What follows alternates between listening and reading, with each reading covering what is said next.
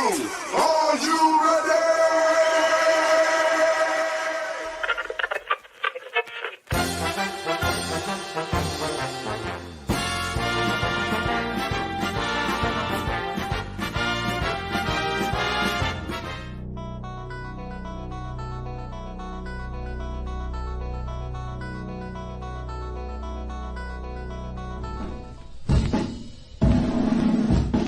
White Sox! White Sox!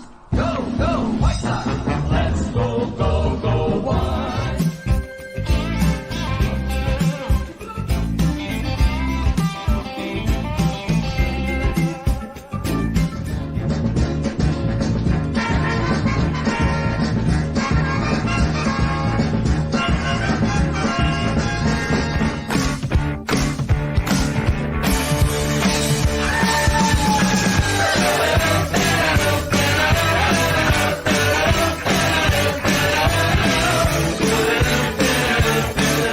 What's up, everybody? We're back to you live in Mongo Country in Romeoville, Illinois, and we're excited to have a halftime show at Kickoffs Pizza Sports Bar and Grill, where it is wall-to-wall people, lots of fans rooting for the Bears right now, trying to come back and put this win in front of us. And right now, we're just going to break down and talk about the keys to the game, the do's, the don'ts, how you doing, keep it moving, all the things that have been good for us, bad for us, and what we need to do. So right now, to the left of me, I got my man, Derek Loving. How you doing, Derek? I'm good. How you doing? Oh, baby, I'm full, man. I feel like a stuffed Thanksgiving turkey, man. Oh, my goodness. I've got so much food over here. We tried the Italian egg rolls you were talking about. Fantastic. The pizza, fantastic. I mean, there's not many things that I would turn my nose to in this place. I'm even looking at some other stuff over here. I like the nacho regular French fries. I'm looking at these sandwiches over here, the specialty pasta. Oh my gosh, I might order again right now. I'm getting hungry just looking at this stuff, man. But soups and salads, burgers, wraps, paninis. I saw some wings over there. Someone had some dry wings that I think they might have been dipping. And I've heard a lot of good stuff over here. Mango habanero, spicy garlic, I think is another one. So yeah, man. But what have you had so far on the menu, bro? Well, today I had pizza, and that's always a great thing. And I had the jerk chicken, but that's my chicken. And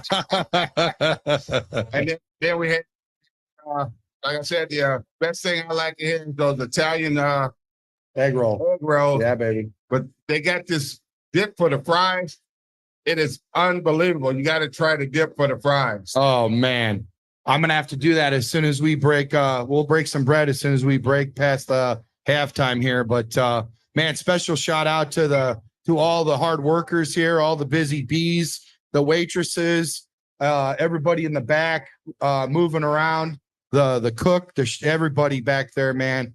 And the atmosphere and everybody's just fantastic, man. And once again, Derek, thank you for the invite, brother. No, anytime. So let's get into this real quick. Bears have a lot to work on to avoid singing the New Orleans blues over in the Big Easy. The score right now, we're all tied up. We could have kicked a field goal. We did kick a field goal, but we missed it. And that is actually a rare doink by our kicker, Santos. And I don't know what happened there, but what's basically been the story of the first half? Have you been paying attention? But the thing is consistency. I keep saying it all the time. They're not consistent on their play calling. They have something that works for them, and then they go to stuff back to their old play calling. So far, the line is holding up well. Yeah. They're giving them enough time to sit in the pocket and look for his receivers. But like I said, second half is a whole different story. They go back to the same play calling, and I hope they don't do that this time. Lucas Patrick, he had to pack a lunch. I think the rookie Wright actually got it wrong and held he got called on a holding call. And then also Lucas Patrick too. So again, you could see where Nate Davis being out hurts our team. I think we'll be better in the future, but as of right now, we're not really rock solid, especially playing against a formidable defensive line such as the Saints, man. I mean, they're just Cameron Jordan, man. What's not to say about him, man? I really like that guy, and I'm not really looking forward to playing him in the second half. I mean, but let's look at Badgett, man. Not bad. I mean, he's doing exactly what he needs to be as far as a backup quarterback. You're not really looking for him to thread the needle and do some amazing passes and whatnot. He's got a couple passes, several passes, couple touchdowns to Cole Kmet.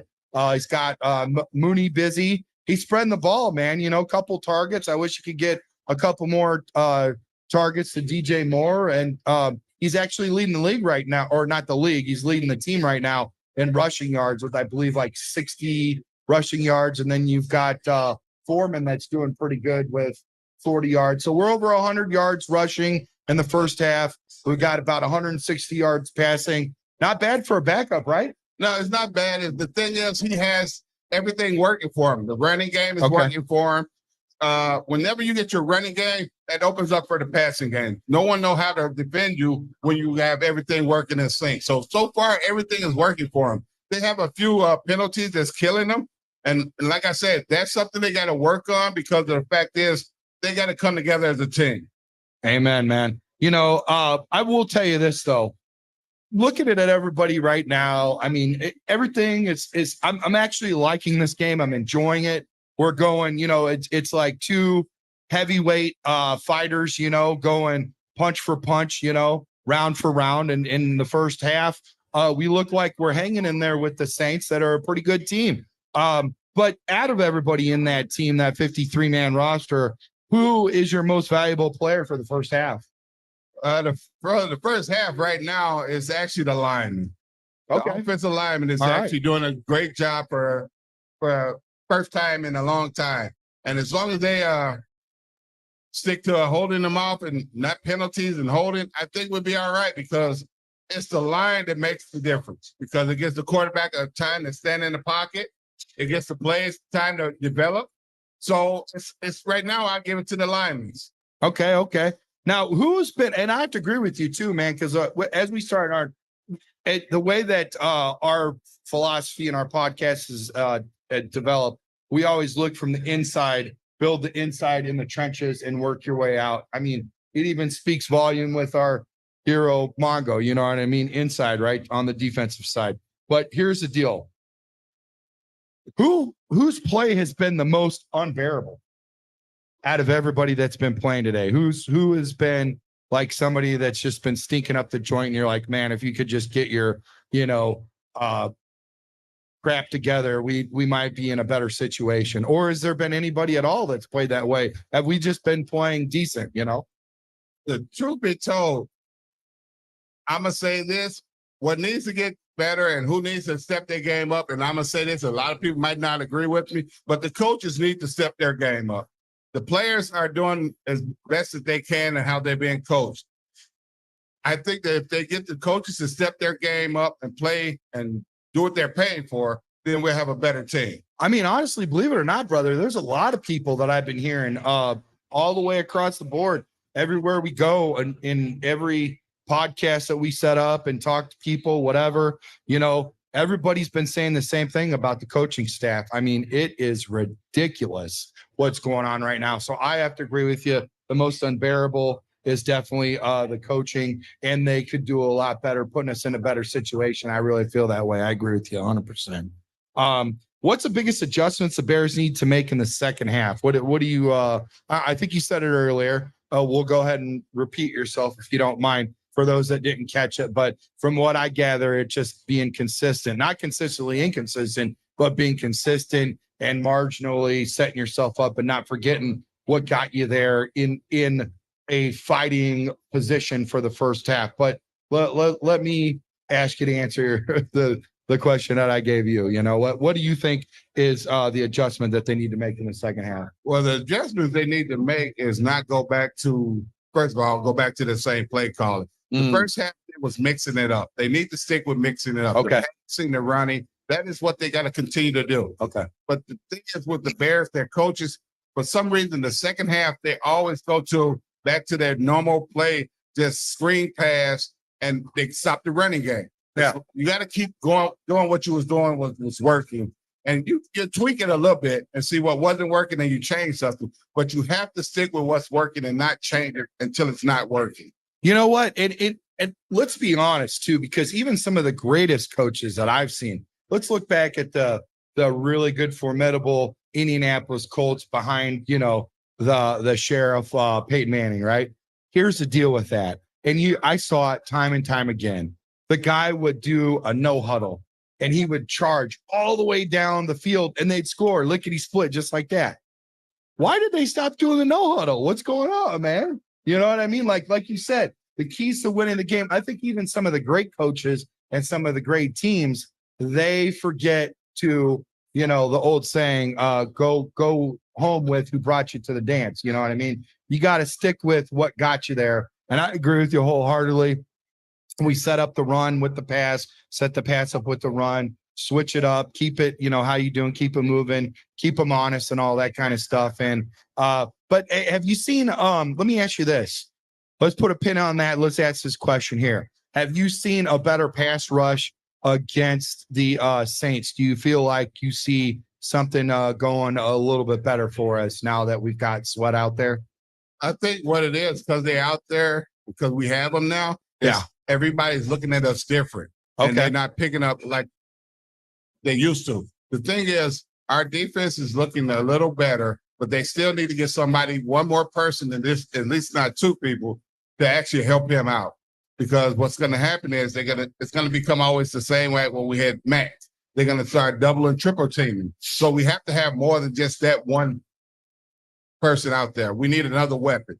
And right now, our pass rushing is looking halfway decent today, but it's not stopping them. We need to stop them. They're still scoring. It's back to back. Right now, it's just an offensive game. Yeah, I agree with you wholeheartedly. Let's get to a couple shout outs real quick out there online. Wow, Cole Kmet, they're really excited about him. They say Badgett reminds them of Mike Tomczak. Tyson Badgett saw where a play wasn't going to work, so he changed the play. Jim McMahon did that too quite a bit and called his own plays. Darnell Mooney playing good. Good game. Some people are really happy about the game. Thank you, staff, for your hard work and efforts. They're talking about the restaurant right here. Frank is saying bear down. Man, all Don Marie. Hi there. How you doing, Don? Thanks for showing up and showing out and helping. Misty is helping with food and visitors. That's what she's got going on right now. So agreed. Coaching needs help. And thanks for the great halftime report. So special shout out there. Special shout out to all you guys that are watching and everything. And thank you for joining Chicago Sports Podcast live from Steve Mongo Country and from the best place to kick off and spend your Bears game day at Kickoffs Pizza and Sports Bar in Romeoville. Thanks again, everybody, and bear down. Bear down.